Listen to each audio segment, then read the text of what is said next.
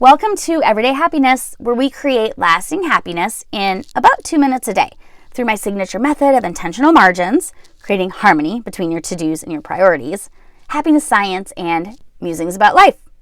I'm your host, Katie Jeffcoat, and I've been reading this book called Radical Candor. I will link it in the show notes.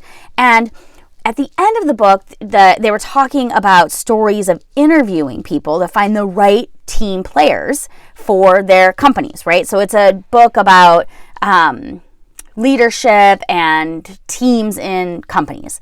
And they said that what they do, which I thought was so interesting, is they take their prospective employee to lunch. So instead of doing a group interview, which they do, on Zoom or in person, they always do something different, like take them to lunch or go for a walk or something like that. And what they find is you really get to know someone. So one of the stories was that they took a candidate to lunch. They took a couple candidates to lunch, and one candidate was kind of rude to the waiter. And it was a sign to this leader that that's not the right candidate for their team, because they were really focused on team culture. And that's kind of something that you wouldn't normally see in a regular interview. But in this lunch, they got to see this person interact with others and was like, yeah, that's not the kind of person we want to work with.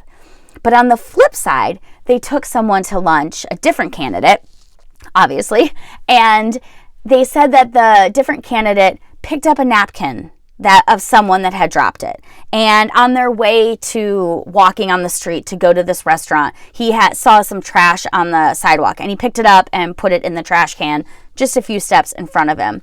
And it made such an impression that he was acting kind, right? That he cared for others and cared for his planet or whatever these leaders were thinking. It was this idea that you really do have an opportunity to show that behavior matters. And we talk about kindness being contagious all the time, but even in a job interview, you can see how important it is to show up in kindness and authenticity. So I want to just share that little story with you from the book Radical Candor and inspire you to do acts of kindness even when you don't think anyone is watching, and to know that it really does pay it forward. So until next time, remember, kindness is contagious.